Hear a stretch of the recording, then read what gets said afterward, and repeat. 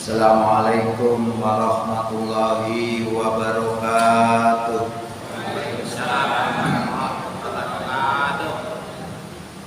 Innal hamdalillahilladzi nahmaduhu wa nasta'inuhu wa nastaghfiruh wa na'udzu billahi min shururi anfusina wa min sayyiati a'malina. May yahdihillahu fala mudilla lahu wa may yudlilhu fala hadiya lahu. Asyhadu an la ilaha illallah wahdahu la syarika lah wa asyhadu anna Muhammadan abduhu wa rasuluh la nabiyya ba'da. Allahumma shalli wa sallim wa barik ala Muhammad wa ala alihi wa sahbihi wa sallim ajma'in, amma ba'du. Hadirin Bapak Ibu dalam jamaah haji 2025 yang berbahagia. Syukur alhamdulillah di pagi ini kita bisa hadir dalam rangka kajian manasik haji untuk persiapan kita, dan sebentar lagi kita akan menunaikan ibadah haji. Ini penting untuk kita pahami karena ini merupakan istitoah, merupakan kemampuan tidak sekedar hanya bisa bayar, tidak sekedar hanya kesehatan, tapi juga kemampuan manasiknya. Ini mohon tolong untuk diperhatikan benar-benar, karena nanti dikhawatirkan di sana itu walaupun sak rombongan gitu kadang-kadang bisa pisah. Nah kalau pisah ini, kalau kita tidak memahami manasik, nanti jadi bingung apa yang dikerjakan. Ini pengalaman saya begitu. Karena di sana itu orangnya sudah luar biasa banyaknya dan besar-besar. Dari Afrika itu ya besar-besar. Indonesia itu kecil-kecil orang ini. Gampang dipisah. Karena itu mohon ini nanti diperhatikan benar-benar supaya kita bisa memahami terkait dengan manasik yang akan kita sampaikan di pagi hari ini. Mudah-mudahan berkah Allah senantiasa dilimpahkan kepada kita semua. Materi di pagi hari ini sebenarnya saya menyampaikan itu hari Senin, tapi ada yang nggak bisa Senin kemudian minta tukar dengan saya, dan tukarnya itu ganti materi sekalian juga. Sehingga materinya pada hari ini adalah pengertian haji, syarat, rukun, wajib, sunnah haji, dan mabit. Ini nggak tertulis mabitnya. Kelihatan gitu? Jelas semua.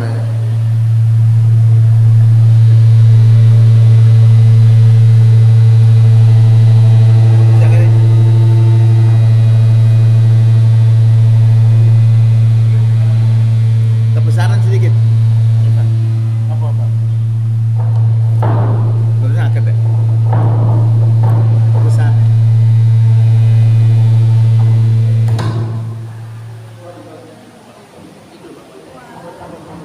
Tes. Oh, ini Kak. Adi ini kok angel. Jadi pada hari ini akan kami sampaikan materi pengertian haji, syarat haji, rukun haji, wajib haji, dan sunnah haji, dan mabit.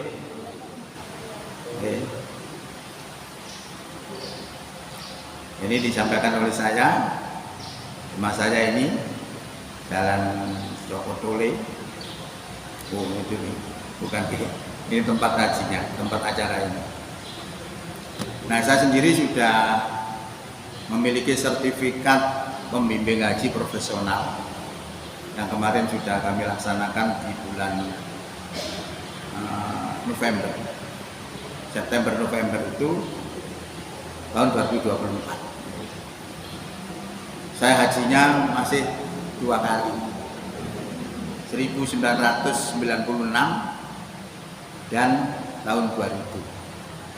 Di 2 kali. Dulu saya nggak pakai antri, bayarin murah, 7.300.000. Terus gak ada antri-antrian. Sekarang kan antrinya luar biasa lamanya gitu. Tahun 2000 juga sama, enggak pakai antri, tapi tahun 2000 sudah naik jadi 18,5. Itu pun nggak pakai antri. Jadi kalau sekarang saya dengar wegah seperti itu lamanya ya. Terus tua-tua ini wes bisa mati paling ini. Nah ini kurang lebih nilai-nilainya seperti ini. Jadi kita lihat keutamaan haji dan umroh dulu supaya untuk merangsang kita supaya memiliki semangat ya. Dari Abu Hurairah radhiyallahu an bahwa Rasulullah SAW bersabda, dosa di antara dua umroh itu akan terhapus dan haji mabrur yang diterima akan mendapatkan balasan surga. Nah, makanya supaya kita jadi haji mabrur, kita ikuti tata cara manasik hajinya kayak apa. Tapi ini dibutuhkan kejujuran juga. Nanti misalnya kita kena dam, terus kita pura-pura nggak tahu, ini akhirnya jadi cacat gitu. Nah itu harus dibutuhkan kejujuran. Nah, ini makanya penting. Lanjut aja. Man haja sopone wong kang tumindak haji falam yarfus moko ora berbuat rofas. Rofas itu berbuat yang menjurus kepada seksual. Walam yasfuk, walam yafsuk, dan tidak berbuat fasik. Roja'a mongko balik kayaumi wulidat hukummuhu. Jadi kaya dene dina waktu dheweke dilairno karo ibune. Ya, jadi ini berarti ini salah satunya larangan dalam haji itu jangan berbuat rofas dan jangan berbuat fasik. Ada lagi sebenarnya jangan jidal, jangan berbantah-bantahan. Nah, seperti itu ya. Soalnya biasanya gudone ini. Nah sempat motor mulu ini kok gudone misalnya tenang geger, itu kata. Nah ini makanya jadi larangan dalam ibadah haji ini diuji kita itu. Maka kita harus perhatikan itu semua. Bapak Ibu yang kami hormati, jadi ibadah haji itu termasuk dalam satu dari 5 rukun Islam. Haji adalah fondasi tegaknya agama Islam. Haji berada di urutan kelima rukun Islam setelah syahadat, sholat, zakat, puasa, haji. Posisinya ada di nomor 5. Haji dalam bahasa berarti menyengaja atau menuju. Secara istilah, haji adalah menyengaja mengunjungi Ka'bah di Mekah untuk melakukan ibadah kepada Allah Subhanahu wa taala pada waktu tertentu dengan cara tertentu pula. Acara tertentu itu adalah manasik itu. Ini pengertian haji.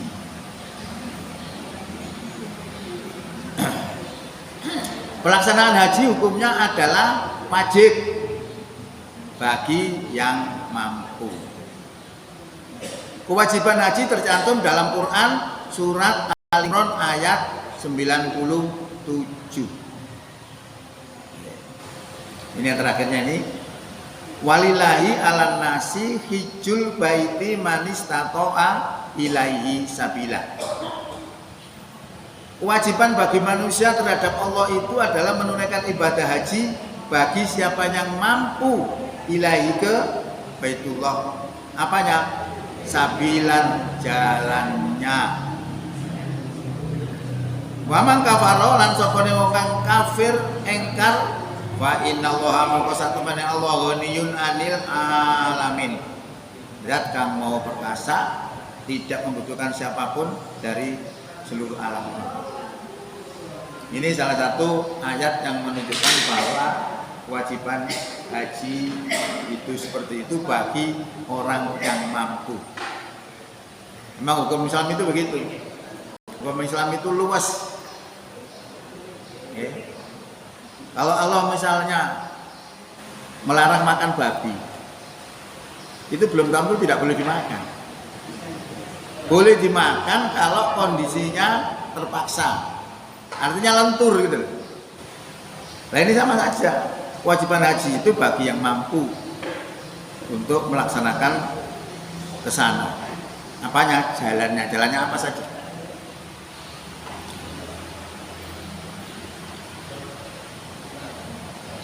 Quran Kemenak memberikan penjelasan untuk orang yang mampu dalam ayat di atas adalah kriteria mampu di sini adalah sanggup mendapatkan perbekalan, alat transportasi, sehat jasmani, perjalanannya aman, dan keluarga yang ditinggalkan terjamin kehidupannya.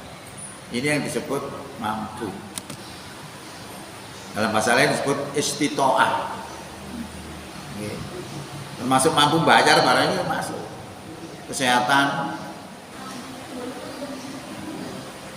Kalau sekarang ini kan kesehatan baru bayar. Kalau dulu enggak, bayar dulu baru kesehatan. Sekarang dibalik. Seperti itu. Pelaksanaan ibadah haji, 1, bersuci, mandi dan wudhu. Nomor 1. Nomor 2-nya berpakaian ihram. Pakaian ihram itu pakaian yang putih-putih itu biasanya yang tanpa jahit. Nanti bisa dipraktekkan waktu nanti praktek di Jabon itu ya. Itu pakai pakaian ihram. Di sana praktek manasik haji itu kayak apa? Ini kan masih sekedar teori-teori. Ya. Kemudian sholat sunnah 2 rakaat. Kemudian niat haji dengan mengucapkan nawaitul hajja wa ahramtu bihi lillahi ta'ala. Ini termasuk niat di dalam haji. Pada tanggal 8 Zulhijjah berangkat ke Arafah dan berdoa. Nanti mungkin ada kumpulan-kumpulan doa. Kalau saya dulu itu ada kumpulan doa. Ngapa lo sak mono kaya megah. Akhirnya saya kalungkan di anu gitu. Ya kan foto apa kalian doleki gitu aja. Enggak tahu kalau sekarang apakah ada seperti itu. Sepanjang perjalanan membaca talbiyah, sholawat dan berdoa.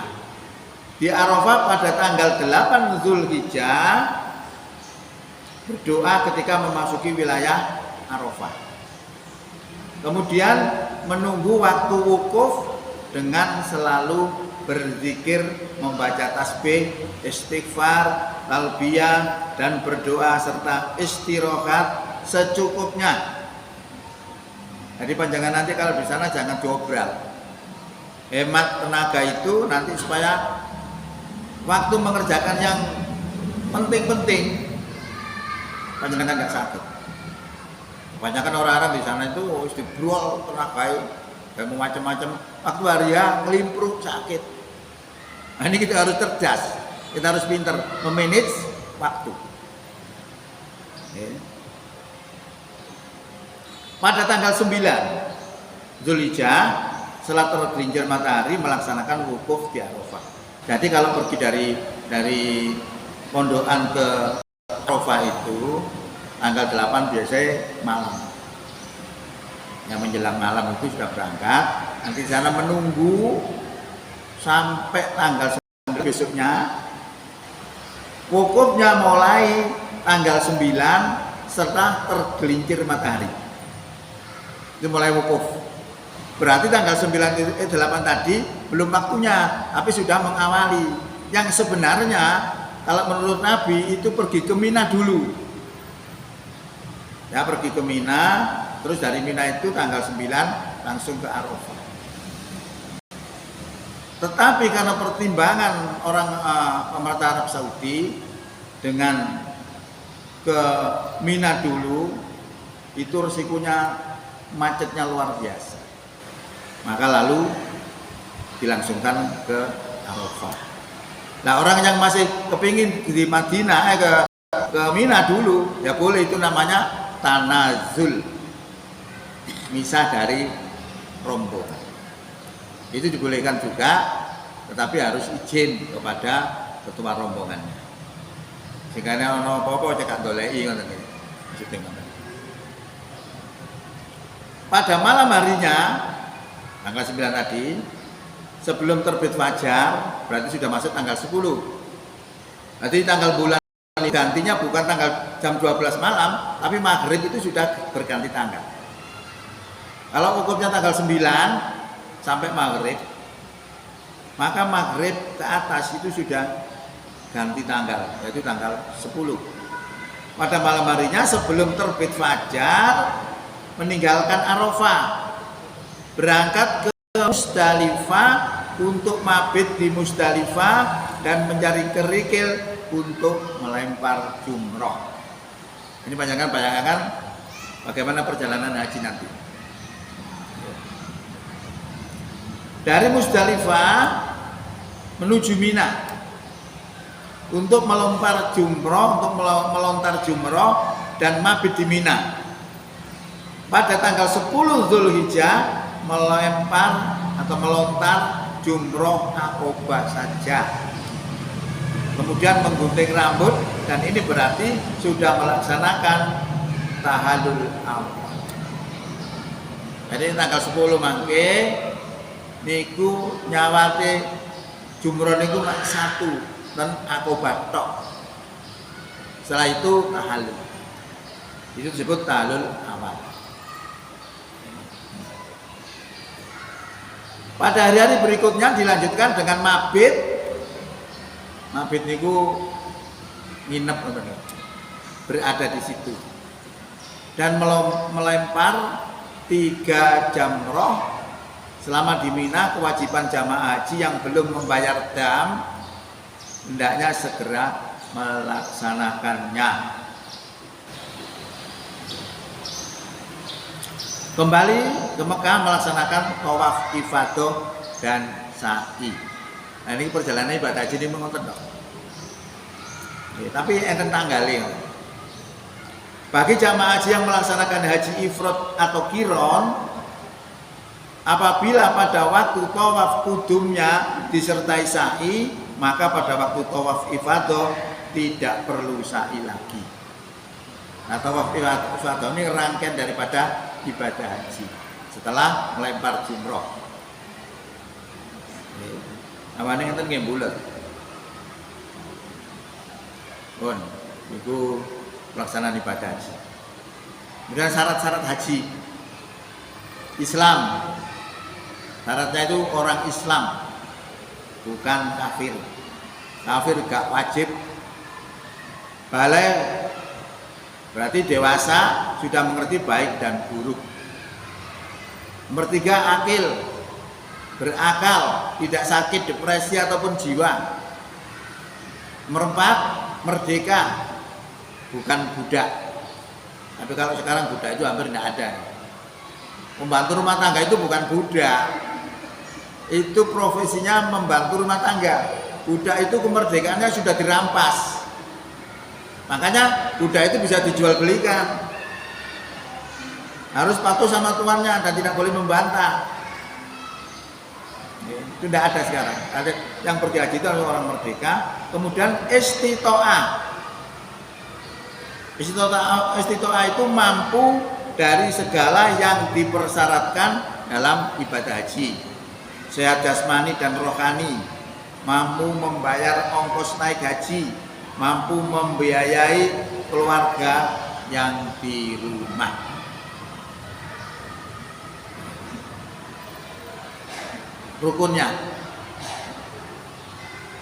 Rukunnya adalah ihram, yaitu memakai pakaian yang tidak berjahit dari mikot. Mikot itu apa sih? Mikot itu tempat mulai pakaian ihram. Di mana? Tergantung dari mana kita. Kalau kita sebelah baratnya Ka'bah, mikotnya beda. Kalau sebelah kidulnya Ka'bah juga beda. Kalau sebelah timurnya Ka'bah juga beda. Nanti tergantung kita. Kalau kita gelombang 1, kalau gelombang 1 mesti ke Madinah dulu. Nah, dari Madinah itu berarti kita sebelah utaranya Ka'bah. Maka mikotnya berada di Bir Ali. Di Bir Ali makanya enten petunjuke. Enten sing bembeng ya nggih. Jadi untuk melakukan ibadah haji itu begitu. Lalu wukuf di Arafah. Lalu tawaf ifadah, ini rukun-rukunnya haji. Lalu sa'i, berjalan dari Bukit Sofa ke Bukit Marwah 7 kali. Lalu cukur, memendekkan rambut atau mencukur. Dan tertib. Tertib itu napa? Urut. Urut kok durung nglakoni liyane kok cukur dhisik, keliru. Tidak urut itu namanya tidak tertib. Jadi urutnya seperti yang kami sampaikan tadi, yang terakhir adalah mencukur rambut. Rukun haji ini, mau bacakan perhatikan, rukun haji ini tidak bisa ditinggalkan. Apabila tidak dipenuhi, maka hajinya batal, tidak sah, dan tidak bisa diganti dengan dam. Ini rukun. Oke. Dan saya ulangi lagi, rukun haji itu tidak bisa ditinggalkan, harus dilaksanakan. Ini pas wukuf, terus sakit ya apa? Oleh rumah sakit dikirim pakai mobil untuk datang ke Arafah, supaya itu memenuhi rukun itu tadi. Saking pentingnya rukun ini. Jadi kalau tidak bisa melaksanakan, maka hajinya batal, tidak sah, dan tidak bisa diganti dengan dam. Dam itu apa sih? Dendo. Nek dam itu nek bahasa Arabnya getih. Makanya biasanya nek dendo itu melek kambing lah, mengeluarkan darah, maka disebut dam. Nah ini kurang lebih posisi mikot ya. Kalau kita di Madinah, kita bisa berada di Zulhulaifah. Ini di Bir Ali. Ini kalau kita di sebelah timur bisa Datu Irkin, Kornul Manazil, dan seterusnya. Kurang lebih seperti itu. Ini gambar-gambar aja batas-batas mikot makani. Tergantung pokoknya dari mana kita berada. Apakah sebelah barat, sebelah timur, sebelah selatan, atau sebelah utaranya, itu beda-beda mikotnya. Tentu yang terdekat dengan Ka'bah. Nah seperti ini. Bon, sekarang wajib haji. Tadi rukun haji, kalau tidak bisa melaksanakan, maka hajinya tidak sah dan batal. Tidak bisa diganti dengan denda. Tapi kalau wajib haji bisa. Wajib haji apa saja? 1. Ikhram, yakni niat haji dan dari mikot. Dari mikot tadi sudah pakai pakaian itu, kemudian berniat. Nah setelah pakai pakaian ikhram, lalu nomor 2-nya mabit.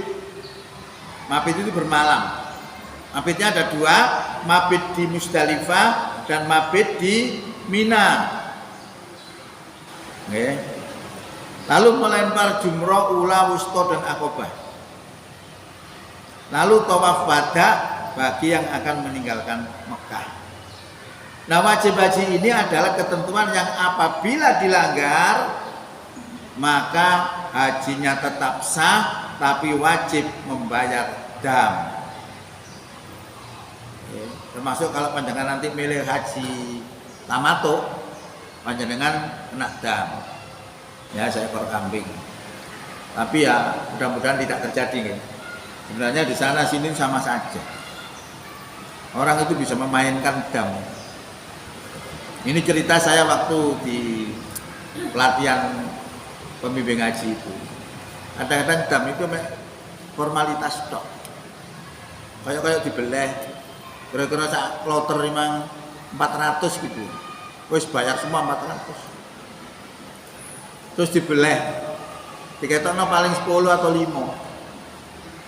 Ternyata ini sudah ada, Pak, sudah ada konspirasi. Panitia yang ngejak, oh saya rekreasi ya. kemudian gak ditutup nembelnya, Allah alam. Ada yang seperti itu. Maka yang aman sebenarnya kan membayar dam itu lewat bank. Kalau lewat calo-calo begitu, Allah alam ya, tapi tidak semua orang begitu. Tapi ini cerita yang saya peroleh waktu saya mengikuti pembimbingan ibadah haji profesional. Seperti itu. Nanti berarti semua orang itu sama. Untuk melakukan kriminal itu sama. Kalau dia rumusnya kalau Intel itu rumusnya begini. C sama dengan N plus K. Kriminalitas itu akan terjadi kalau ada niat dan kesempatan. Niatnya tidak ada, kesempatannya ada, nggak akan jadi. Ya, jadi kalau sudah punya niat untuk tidak baik, kesempatannya ada, pasti terjadi C.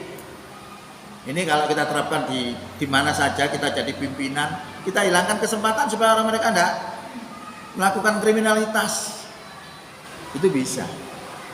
Ini hanya ilustrasi saja sebagai kisah yang saya peroleh waktu saya mengikuti bimbingan haji. Mikot, ikhram, haji, dan umroh. Bagi jamaah haji gelombang 1, mikot ikhramnya ada di Bir Ali atau Dzul Hulaifah. Itu sih Bir Ali, nanti akan ketemu sendiri, panjenengan akan dibimbing, diarahkan ke sana. Ada petugasnya. Bagi jamaah haji gelombang 2 berarti nanti langsung di Jeddah itu tidak ke Mekah, tidak ke Madinah, tapi ke Mekah dulu langsung. Karena apa? Sudah dekat dengan hari hanya haji. Ya, itu mikotnya di mana? Mikotnya satu ada di pesawat udara pada garis sejajar Qornul Manazil. Wah, masa Allah di Qornul Manazil.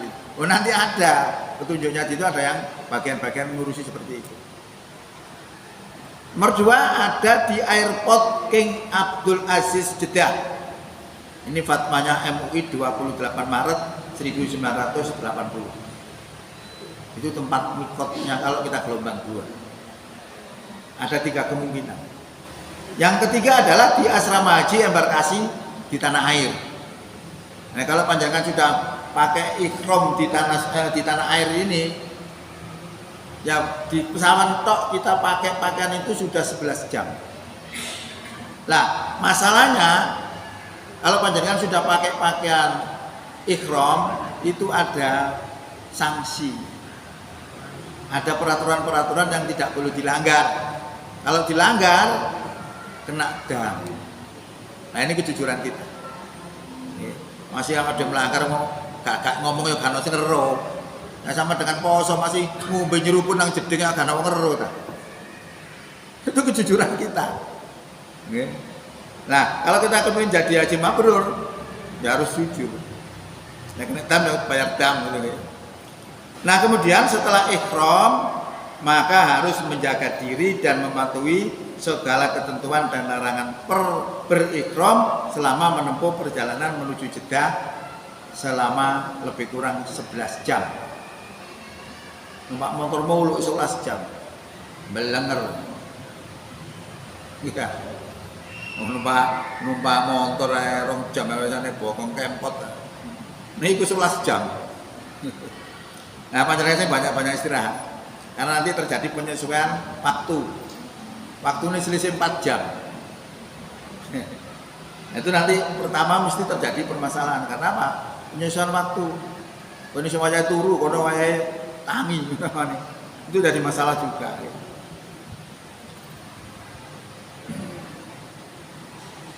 Lewat ya. Rukun haji ini menjadi bagian penting dalam ibadah haji karena dapat menentukan keabsahan ibadah haji serta tidak dapat digantikan dengan dan. Sekarang kita lihat sunah-sunah haji. Sunah-sunah haji 1 ifrad. Ifrad itu apa sih? Ifrad itu model pelaksanaan haji. Model pelaksanaan haji itu ada 3. Haji tamattu, haji ifrad, haji qiron. Lah yang haji ifrad itu mendahulukan haji daripada umroh. Kalau panjenengan nanti melakukan haji tamato, berarti panjenengan melakukan umroh dulu, baru kemudian lepas pakaian umroh, pakaian ikhram, pakaian biasa kemudian ya, baru melaksanakan haji. Itu disebut haji tamato. Kalau haji ifrad, hajinya dulu baru umroh. Kenapa melakukan itu? Ya ini karena ada satu sebab. Mungkin waktunya tidak cukup, macam-macam ya. Gitu. Ini sunnah-sunnah haji salah satunya adalah tadi nomor 2 talbiyah. Labbaik Allahumma labbaik, labbaik la syarika lak, labbaik annal hamda lak wal mulka la syarika lak. Kadang-kadang nek maca ngoten bisa nangis. Kalian nopo? Panjenengan niku wis mengeluarkan biaya besar. Tenaga sudah luar biasa. Hanya untuk siapa? Hanya untuk Allah.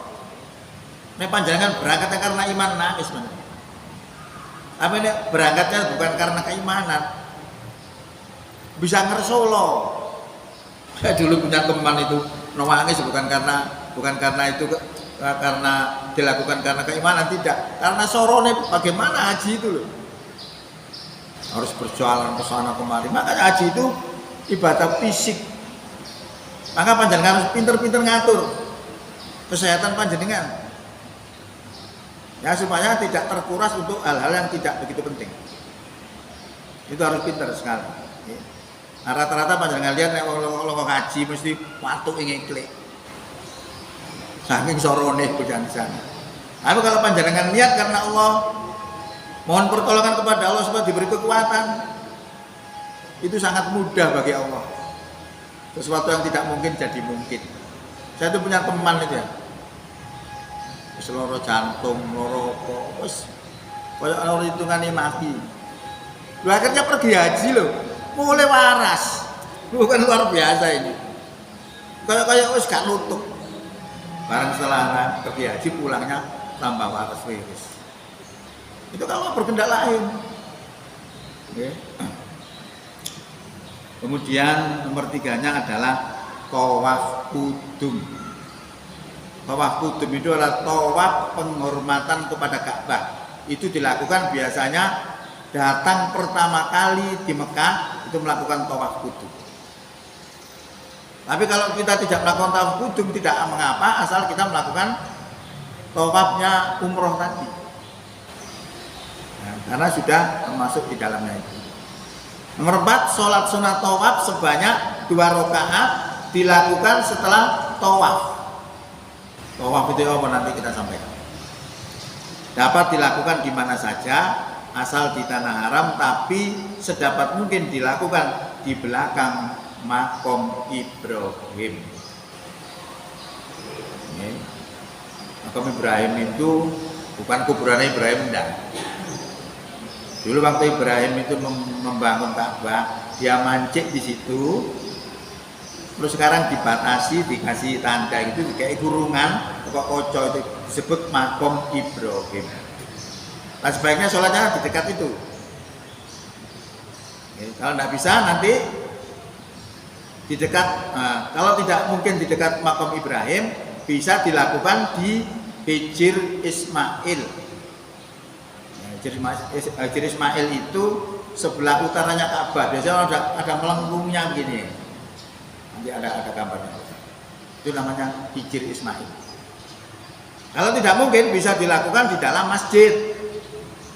Kalau tidak mungkin dilakukan di dalam masjid, bisa dilakukan di mana saja asal di tanah haram. Nah ini dispensasi yang diberikan terkait dengan melaksanakan sholat 2 rakaat tadi. Proses perjalanan haji.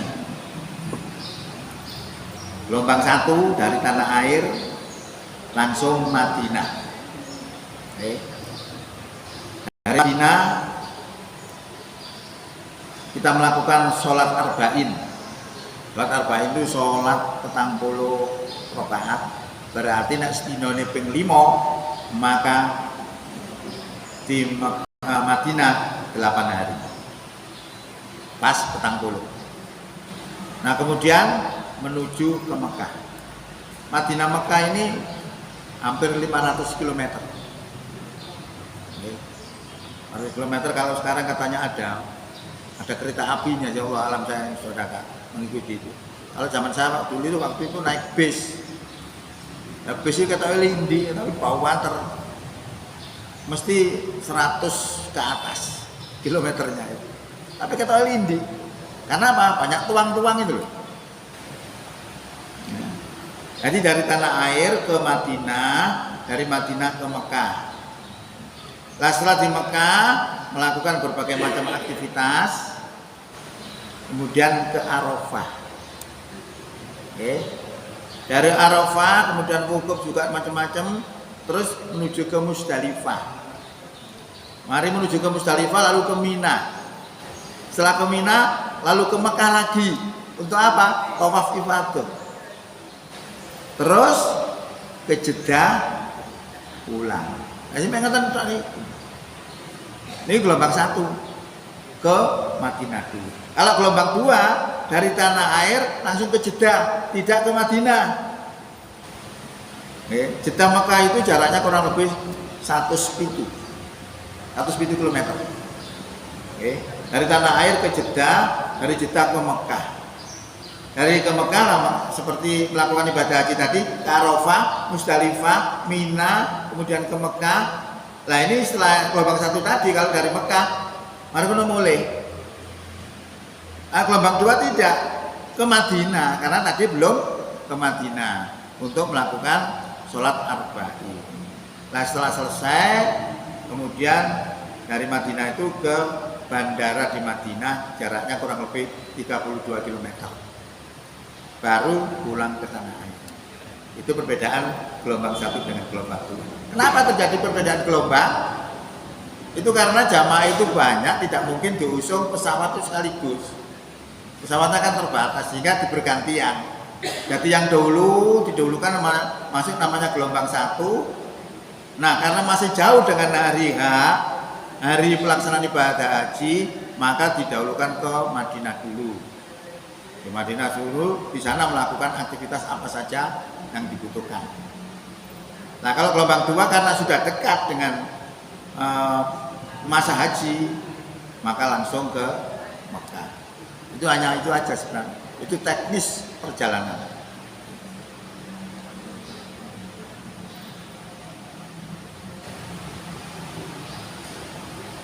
Ini kurang lebih seperti itu. Kemudian saya sampaikan masalah mabit. Tadi belum ya mabit nih. Ya.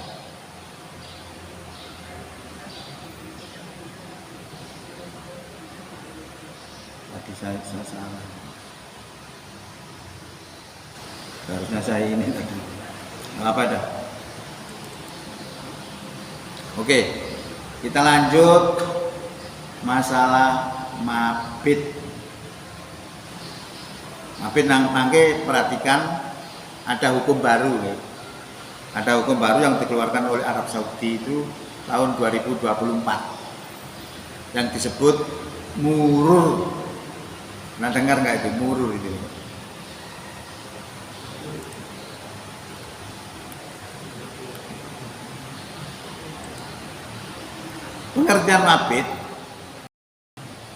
Pengertian mabit di Musdalifah itu maknanya adalah bermalam di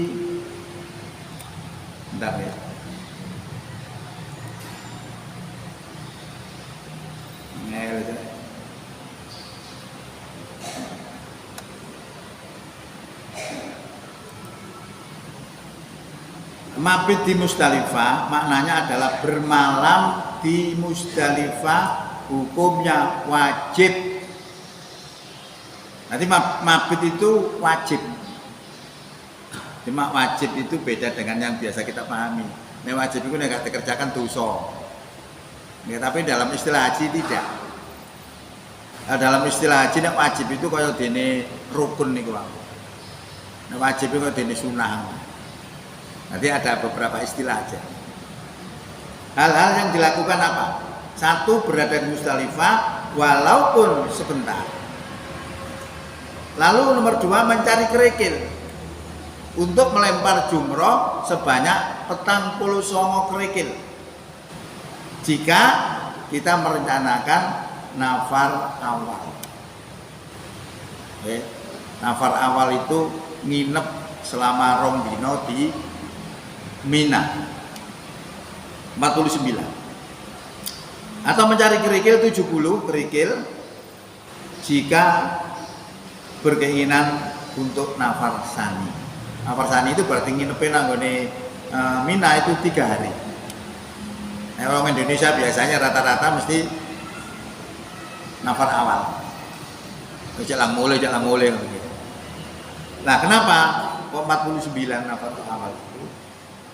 Karena pertama tanggal kita dari Musdalifah ke Mina itu yang dilempar 1 jamarot, yaitu akobah saja sebanyak 7 kerikil.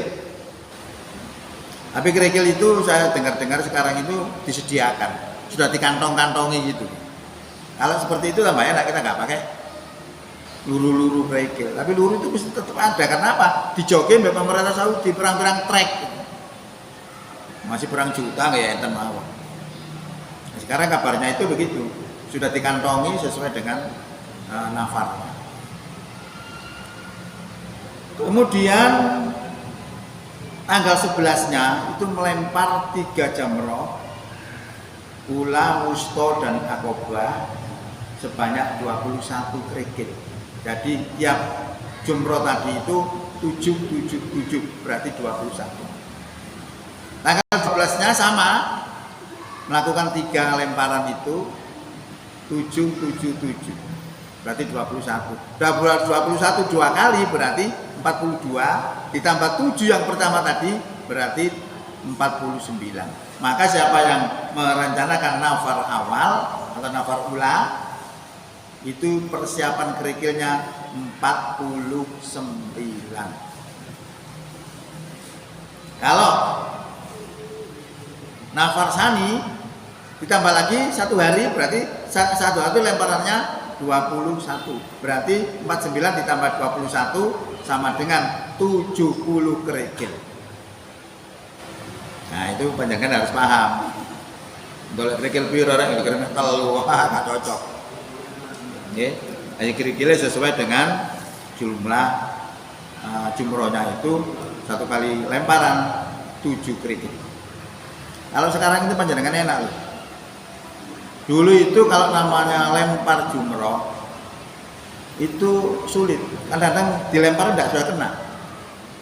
Karena hanya berupa seperti cagak gitu nih. Tapi kalau sekarang tidak, sudah dibuat tembok. Tadi panjenengan masih kok adoan nyawat mesti kena temboknya. Kalau dulu sulit. Tapi dulu saya siasati, saya tidak langsung lempar tapi nang sampingnya sepi.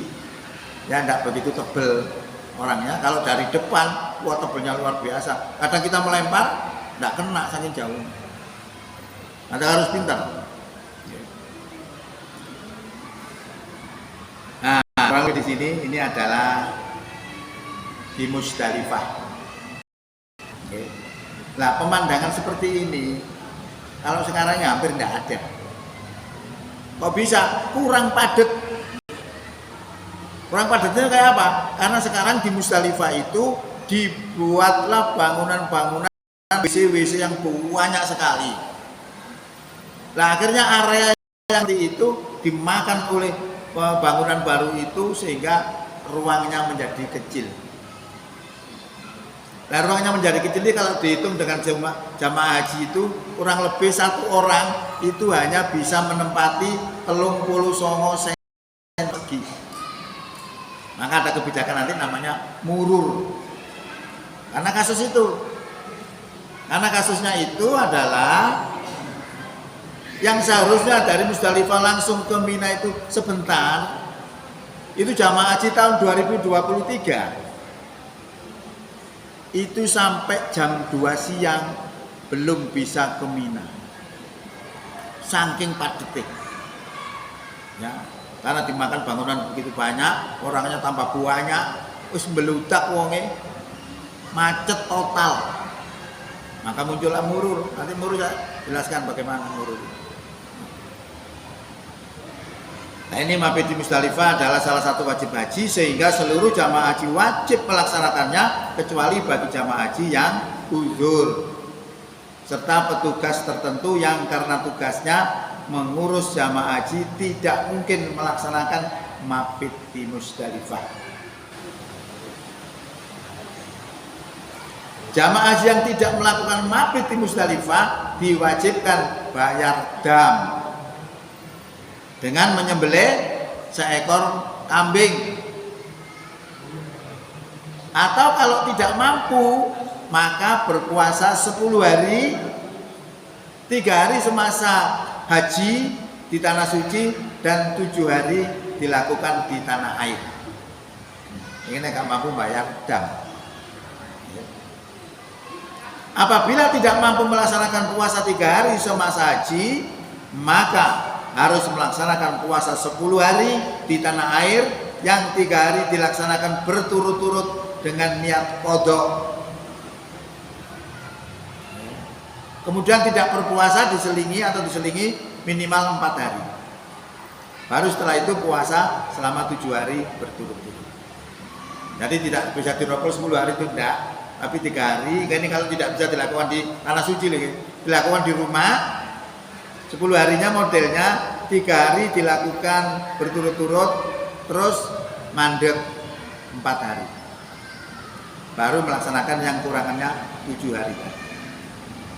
Itu metode-metode bagaimana melaksanakan dam dalam bentuk puasa. Lalu jamaah haji yang uzur serta petugas tertentu gugur kewajibannya melakukan mabit di Musdalifah sehingga tidak wajib membayar dam.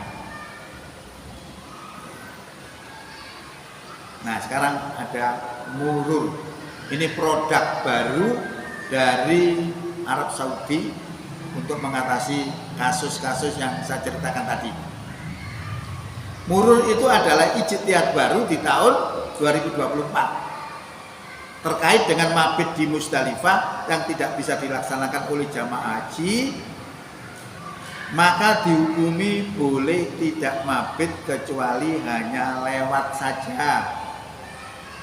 Jamaah haji yang dibolehkan murur adalah orang yang risiko terkena penyakit, kemudian lansia, difabel, atau para pendamping. Ini yang dibolehkan murur. Murur ini dibolehkan bukan karena kondisi manusianya saja, tapi ada faktor-faktor tertentu. Keadaan area yang kian sempit disebabkan oleh pembangunan beberapa fasilitas di area Musdalifah. Di Musdalifah dibangun toilet-toilet yang sangat banyak sehingga luas Musdalifah menjadi sempit. Sementara jamaah haji dari tahun ke tahun semakin membeludak. Sehingga kalau dihitung jamaah haji dibanding dengan luas area Musdalifah, per orang cuma kebagian tempat sekitar 39 cm persegi. Bisa sobah. Maka nanti kalau di Mina itu jedanya tidak ada, kasur itu mepet-mepet. Saking padatnya wong. Semua nuntut minta tambah kuota. Sementara areanya pancet, pasti masalah. Niku nanti belum yang jamaah haji yang banyak masalah juga ada. Nanti kalau di sana itu ini kamar misalnya, ono sing seneng AC, ono sing gak seneng AC, sudah ribut. Wah, ini AC gak seneng patan ono ae. Di situ kepengin AC. Jadi masalah tuh. Maka dibutuhkan lapang dada untuk melaksanakan ibadah haji. Maka terjadilah kepadatan yang luar biasa sehingga terjadi kemacetan yang luar biasa pula. Munculnya murur itu juga dikarenakan di tahun 2023 jamaah haji yang masih berada di Musdalifah sekitar 21.000 hingga jamaah hingga jam 2 siang tidak bisa sampai ke Mina. Padahal kalau normal itu dari Musdalifah langsung ke Mina itu masih malam. Nah itu sampai siangnya lagi sampai jam 2 belum sampai ke Mina. Saking padatnya. Muncullah akhirnya hukum itu. Ini yang baru. Hal ini dikarenakan saking padatnya kondisi di Musdalifah. Alasan dalil diberlakukan murur apabila hukum asal atau pokok sulit untuk direalisasikan, maka bisa beralih kepada hukum pengganti. Kaidah ini menjadi dasar peralihan dari mabit ke murur. Dasar kaidah ini juga menunjukkan bahwa jamaah yang memenuhi syarat untuk melaksanakan murur, ia tidak terkena dam sebagai denda. Masih sehat yang kapan dia petugas ngawal yang murur tadi, tidak ada masalah. Itu hukum ijtihadnya orang-orang pemerintah Arab Saudi. Nah, sekarang mabit di Mina yang terakhir.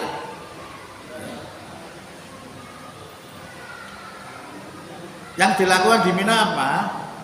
Nah, setelah mabit di Musdalifah tadi, lalu perjalanannya menuju ke Mina untuk melempar jumroh dan mabit di sana, maksudnya di Mina. Selama di Mina untuk fokus melakukan ibadah dengan memperbanyak zikir, mengingat dan mendekatkan diri kepada Allah, mengagungkan asma Allah dan bertakbir, membaca Quran, wirid, berdoa dan lain sebagainya. Karena di Mina itu adalah tempat mustajabah. Jadi berdoa itu faktornya banyak. Satu, memuji kepada Allah, bersolawat, lalu terkait dengan tempat, terkait dengan waktu, itu berpengaruh. Kalau kita kepingin doa itu untuk makbul ya gitu. Tapi kalau dalam Quran kan disebutkan gini, Allah akan mengabulkan doa kepada orang yang berdoa, tetapi disuruh memenuhi perintah Allah. Nah itu, karena cuma itu aja. Jadi kalau kita dekat kepada Allah, maka Allah akan mengabulkan doa itu. Satu, lempar jumroh. Sejarah lempar jumroh ini dalam ibadah haji ada sejak zaman Nabi Ibrahim. Salah satu ibadah haji di tanah suci adalah melempar jumroh. Kegiatan ini dilakukan dengan melempar batu-batu kecil ke sebuah pilar elip pipih yang ada di Madinah, yang ada di Mina. Madinah sudah. Sejarah melempar jumroh sendiri itu sudah ada sejak zaman Nabi Ibrahim. Mengutip buku kisah bapak dan anak dalam Al-Quran oleh Adil Mustafa Abdul Hakim, pelemparan jumroh dilakukan karena iblis berusaha menghalang-halangi Nabi Ibrahim alaihissalam ketika melaksanakan perintah Allah untuk menyembelih putranya Ismail. Jadi ketika Nabi Ibrahim itu akan menyembelih Ismail karena perintah Allah, ini dihalang-halangi oleh iblis supaya tidak taat kepada Allah gitu. Lalu dilempar dengan batu-batu itu. Nah sekarang dibuat itibak seperti kita lakukan itu adalah mengitibai sejarah Nabi Ibrahim.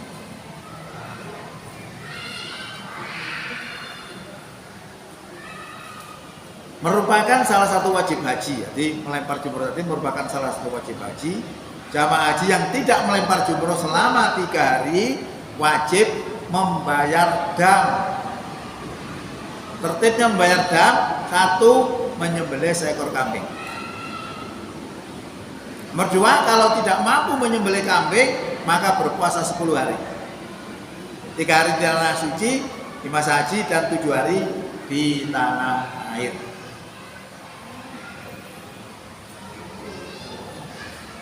Apabila puasa 3 hari tidak bisa dilaksanakan, maka harus melaksanakan qodok sesampainya di kampung dengan ketentuan puasa 3 hari dengan 7 hari dipisahkan sekurang-kurangnya 4 hari pemisahnya.